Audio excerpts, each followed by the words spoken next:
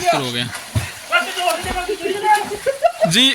आज ये जो हम वीडियो बना रहे हैं और इस वीडियो की आगे की जानकारी हमारे साथ जो एक शख्स हैं रोहित जी, आप उनसे जानेंगे इसके बारे में। रोहित जी, क्या कहना है इस जगह के बारे में? बस यही कह सकते हैं कि ये प्रकृति का एक उपहार है। ये देख रहे हैं आप कि एक प्राइवेट स्विमिंग पूल से भी बेहतर पूल नज़र आ रहा है और नहाने वालों की संख्या अभी थोड़ी कम हो गई है, कुछ लोग ऊपर हैं और ऐसे ही पूरे दिन लगभग रहता है भीड़ और काफ़ी मतलब एम्स से नज़दीक होने वीक में एक दिन तो आते ही आते हैं। आगे बाकी इसके आसपास अगर सर यहाँ पहुँचना हो तो कैसे पहुँचा जाएगा? यहाँ भराड़ी पुल है, भराड़ी पुल से थोड़ा सा आगे ये रास्ता दिखाओ देखो। जी जी जी। रास्ता दिखाओ, असली वजह सफर का भी है। तो भराड़ी पुल है। क्या आप इसे कह सकते हैं हिमाचल आने के बाद एक छोटा ट्रैक आप कर सकते हैं? हाँ बिल्कुल, ये रुक्मणी कुंड है, इसके ऊपर है, ठीक है। वो बहुत गहरा कुंड है, तो जो एक्सपर्ट नहीं है स्विमिंग में, जिसको एक्सपर्टीज़ नहीं है, वो यूजुअली हम जैसे लोग, जिसे हमको स्विमिंग नहीं आती, तो हम जैसे लोग यहाँ पे आते हैं। छोटा कुंड है और इसकी गहराई, हमारे पानी की गहराई जो होती है मैक्सिमम इतना तक आता है, तो इसलिए ये सेफ़ है और इसीलिए हम लोग यहाँ आते हैं। बाकी आपको ये प्रकृति का नज़ारा ऐसे देख सकते हो, कैक्टस के बहुत सारे ऐसे पौधे मिल जाएंगे आपको और डिफरेंट टाइप ऑफ पौधे हैं, प्लांट्स हैं, जो कि काफ़ी अच्छा। और ये ट्रैक करने में अपने आप में एक अलग मज़ा है। आप देख सकते हैं इस तरीके से हमें उतरना पड़ता है, थोड़ा संभाल के निकल जी आप भी, है ना, अदरवाइज चोट लग सकती है। और इसका असली मज़ा यही है।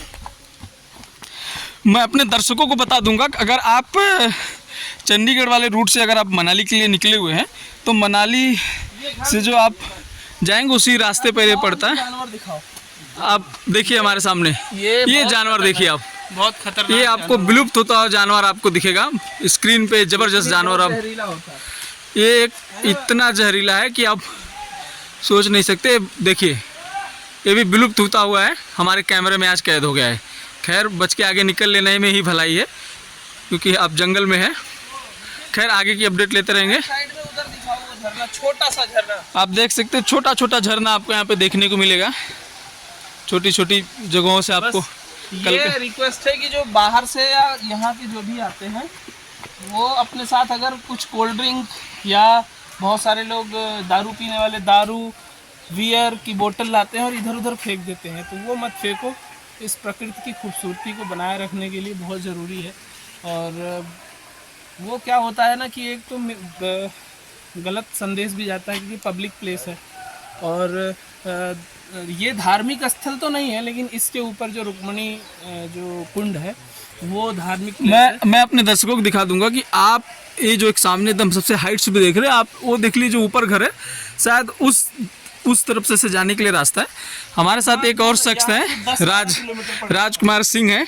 इनका अपना क्या अनुभव रहा मैं इनसे जानेंगे। राज भाई सब बताइए, आपको कैसा लगा यहाँ पे चलते चलते हमारा सेशन में? निश्चित रूप से यह प्राकृतिक सौंदर्य के बीच में बसा हुआ जगह है। अगर आप अपने शहरी आपाधापी और भाग दौड़ के जीवन से उब चुके हैं तो आप यहाँ कुछ समय व्यतीत कर सकते हैं प्रकृति के बीच में। निखिल लालजू पटेल, ये आपको यहाँ एक रोमांच के साथ साथ एक बेहतर जो है प्राकृतिक सौंदर्य का भी आप लाभ ले सकते हैं। और रोमांच तो है ही है अपने आप में, इतने इस टफ जगह पे आना और यहाँ आकर के फिर इसका एंजॉय करना, ये एक बेहतरीन जगह है। हमारा भी ये पहला अनुभव रहा और बेहतरीन अनुभव था। अभी जिस तरीके का हमारा जीवन शैली हो चुका है उसको देखते हुए एक ये बेहतरीन एक और छोटा प्राकृतिक जगह है। ऐसे छोटे छोटे आपको रोहित जी, दरअसल रोहित जी के बारे में आप लोग नहीं जानते होंगे। पास में ही 3 किलोमीटर दूर पे एम्स बिलासपुर में एज ए MSSO आप जॉब करते हैं यहाँ पे एज ए ऑफिसर। तो वो इस जगह के बारे में एक बेहतर तरीके से जान सकता है, और कई बार कई दफ़ा इनका यहाँ पे आना हुआ है रोहित जी का। तो बरसात में कैसा मौसम रहता होगा यहाँ पे, क्या नज़ारा रहता होगा? जो आप पानी का लेवल देख रहे हैं ना, ये पानी का लेवल और बढ़ जाता है, और जो पानी की स्वच्छता है वो भी और बढ़ जाती है। वैसे यूजुअली पहाड़ों में जब बारिश होती है तो पानी और गंदा हो जाता है, बट यहाँ पानी का लेवल बढ़ जाता है, तो इसलिए दिखने में थोड़ा साफ दिखता है, और जो यहाँ की ग्रीनरी है ये दोगुनी हो जाती है। वैसे आपको तो ग्रीनरी दिख ही रहा है, इससे भी बेहतर हो जाती है ग्रीनरी, यानी हरियाली और बढ़ जाती है। दूसरी सबसे इम्पोर्टेंट चीज़ यह है कि इस जगह तक पहुँचने में जो हम एफर्ट्स करते हैं ना, ये वैसे तो यहाँ तक हम लोग बाइक से भी आ सकते हैं, बट रिस्क बहुत ज़्यादा है, तो पैदल आना ज़्यादा सुरक्षित है। और एक अपने आप में एक रोमांचकारी है यहाँ पे आना। जो हम ये देखो बांस का जो ये पेड़ है, यहाँ हम लोग अपने तरफ जो है यूपी में बांस का घर बोलते हैं ना, तो ये बांस का घर अपने आप में बहुत ही रोमांचकारी लगता है, क्योंकि एकदम जड़ में नीचे में है, ठीक है, गहराई में, वहाँ से पानी का फ्लो है। और ये पानी का फ्लो जो है थोड़ा बहुत ट्रीट करके इसको सप्लाई भी करते हैं पीने के लिए, और कई बार हमने पिया भी है। यहाँ का पानी काफ़ी अच्छा लगता है। और ये जो बेसिकली आप अभी जहाँ हम लोग पहुँचे ना, ये रास्ता मेन रोड के लिए गया है, और यहाँ से हार्डली 400 से 500 मीटर है जो हाईवे है, 4 लेन है, जो मनाली के लिए गया हुआ है, चंडीगढ़ टू मनाली। तो काफ़ी मतलब नहाने में जितना मज़ा आता है उससे ज़्यादा मज़ा यहाँ आने और जाने में है। चलो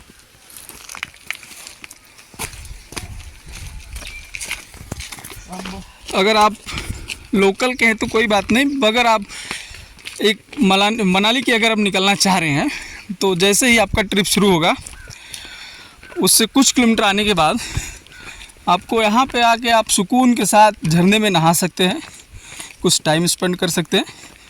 जैसा कि पहले भी वीडियो में कहा जा सका है कि लोग अपने साथ नमकीन, चिप्स, कोल्ड ड्रिंक्स के बॉटल्स तो ला रहे हैं, बट वो यहीं पे छोड़े जा रहे हैं। ये एक दुर्भाग्य है। तो फैंटा की बोतल, ये सब आप देख सकते हैं, बोतल, ये सारी चीज़ें जो यहाँ पे फेंकी हैं। ये प्रकृति बहरहाल बहुत ही इंटेलिजेंट है, वो अपने आप को मैनेज कर लेती है, बट फिर भी बीइंग अ रिस्पॉन्सिबल सिटीजन हमारी जिम्मेदारी है कि एटलीस्ट जो हम अपने साथ लेके आए हैं वो गार्बेज अपने साथ ले जाएं और सही जगह डिस्पोज करें, तो उसमें बुराई क्या। बाकी तो जैसा आप देख ही रहे हैं, नज़ारा इतना खूबसूरत है, आप जंगलों के बीच में आपको सुकून मिल जाएगा। और जब आप अपने बच्चों के साथ, फैमिली के साथ यहाँ आएंगे तो लिविंग आप स्टैंडर्ड देखेंगे कि लोग कैसे जी रहे हैं। पहाड़ों की मतलब ये खूबसूरती देखो, ये पत्थर है लेकिन पत्थर जैसा नहीं दिख रहा है, ऐसे ही इसमें ऐसा लग रहा है कि कोई लकड़ी है और नक्काशी की गई है। तो ऐसे बहुत सारे आपको पत्थर के जो है टुकड़े भी देखने को मिलेंगे। और ये कहीं ना कहीं हम इंसानी भीड़ भाड़ से एक प्रकृति के वास्तविक सुकून को महसूस कर पाते हैं। अब ये चिड़िया की जो चहचहाट है, ये दिल्ली में आपको सुनने को मिलता है बहुत ही रेयरली। ये कैक्टस का पेड़ देखो कितना बड़ा पेड़ है, इतने बड़े पेड़ कैक्टस के देखने को नहीं मिलते हैं। तो ये सब चीज़ें को फील करने के लिए आपको यहाँ आना पड़ेगा। ये जो आप 20 रुपए का इतना सा पाते हो, ये है कड़ी पत्ता, जिसको सब्जियों में तड़का देने के लिए यूज़ किया जाता है। और बहुत सारे मतलब आयुर्वेदिक इसकी मेडिसिनल प्रॉपर्टीज़ हैं इसमें, जिसको डायबिटीज़ में और भी कई तरीके की जो इसके एक्सपर्ट हैं वो ज़्यादा अच्छे से एक्सप्लेन कर पाएंगे। तो इसका बहुत ही अच्छा यूज़ भी है, मेडिसिनल प्रॉपर्टीज़ में है, दवाई के तौर पे यूज़ किया जाता है। तो ये सब इन सब धरोहर को सजो के रखने में हम ही लोगों को जो है ना अपना एक्टिव पार्टिसिपेशन देना होगा, अदरवाइज तो डिस्ट्रॉय हो जाएगा ना इस टाइम पे। जैसे मैदानी, ये देखिए दूर पे आप देखिए कैसे लोग घरों में बसे हुए हैं। ये देखो ये बक्काइन है या इसी का पेड़ है यार, ये क्या हो सकता है कल्याण? ये जंगली वो है, जंगली नींव है। कड़ी पत्ते का ही पेड़ है क्या है? नहीं, जंगली नींव लग रहा है। ये देखिए यहाँ की लिविंग आप स्टैंडर्ड देखिए, लोग कितना दूर हैं, सुकून है, बहुत सारे कनेक्टिविटी से दूर हैं। 30 सेकंड के रील में सुकून ढूंढते हो तो वो सुकून तो यहाँ नहीं मिलेगा, उससे बहुत आगे की सुकून मिलेगी। समय बिताना पड़ेगा आपको, रुकना पड़ेगा। इसलिए तो वो घर देखो कितना खूबसूरत बना है, बिल्कुल पहाड़। इसलिए तो हमारे कालीन भैया कह दिए हैं कि 12वीं पास होने के बाद बच्चों को राज्य सरकारें या उनके माता पिता उन्हें भारत भ्रमण पे एक बार ज़रूर भेजें। महीने 2 महीने घूमे, देश को जाने, साहित्य पढ़े, और साहित्य के साथ जब लोग घूमेंगे तो अपने आप को जोड़ पाएंगे वहाँ के। तो घुमक्कड़ी जिज्ञासा, हाँ, मतलब घूमने से बहुत सारी जिज्ञासाएं आपकी खत्म होती हैं। इस पर राजकुमार जी हमारे साथ जो है अभी PhD स्कॉलर, वो अच्छी तरीके से बताएंगे। राज साहब बताइए, घूमने का क्या आपको बेनिफिट दिखता है, और जहाँ जहाँ आप घूमते हैं? हम तो सोशल साइंस के स्टूडेंट हैं, तो ये हमारा लेबोरेटरी है, समाज ही हमारा लेबोरेटरी होता है। आप जितना समाज में घूमेंगे, इंटरेक्ट करेंगे, एक्सप्लोर करेंगे, आप बहुत सारी चीज़ों को प्रैक्टिकल फॉर्म में देख सकते हैं, समझ सकते हैं। हम किताबों में ज़रूर पढ़ते हैं कि हिमाचल के ऐसे गांव होते हैं, सीढ़ी नुमा खेती होती है, लेकिन जब आपको हिमाचल के गांव को देखना है, वहाँ के सीढ़ी नुमा खेती को देखना है, ये देखिए कैसे ये काट काट करके पहाड़ों को एक सीढ़ी नुमा जैसा खेती किया गया है, और लोग एक घनी आबादी में न रह करके इंडिविजुअल छोटे छोटे अलग अलग घरों में रहते हैं। तो इससे क्या है कि सोसाइटी कैसे इंटरेक्ट करती है, कैसे वहाँ बेसिक नीड पहुँचता है, बिजली कैसे पहुँचा है, कैसे वो अपने डेली लाइफ के ज़रूरत की चीज़ों को पूरा करते हैं, ये इम्पोर्टेंट चीज़ है। ये जान सकते हैं, आप देख सकते हैं, इसको एक्सप्लोर कर सकते हैं। बिल्कुल, इसके लिए आपको हिमाचल रील्स में नहीं, हिमाचल, उत्तराखंड, इन सब जगहों पे आपको रियल में जाना पड़ेगा। जैसे कि सबसे शांति प्रिय राज्यों की बात करें तो हिमाचल उसमें सबसे अव्वल नंबर पे। तो एक रीज़न यही है कि ये जो कम्युनिटी है, समुदाय है, ये कैसे वर्क करता है, कैसे काम करता है, इसके लिए आपको समझना पड़ेगा। इसके लिए आपको आके इनके साथ देखना पड़ेगा, रहना पड़ेगा, आपको इनके साथ जीना पड़ेगा। सिर्फ किताबें पढ़ने से काम नहीं बनेगा। मैं हिमाचल में कई सालों से घूम रहा हूँ, लोगों से मिल रहा हूँ, बातचीत कर रहा हूँ, तो सोसाइटी कैसे काम कर रही है यहाँ की, और इतना भागम दौड़ी, इतना ट्रांसपोर्ट्स के बीच में अपने आप को, अपनी संस्कृति को बचा के रखना, ये अपने आप में बहुत चैलेंजिंग है। ये देखिए, आप यहाँ आने के लिए जो आपको लोकेशन मिलेगा, ये एक्चुअल में एंट्री पॉइंट है।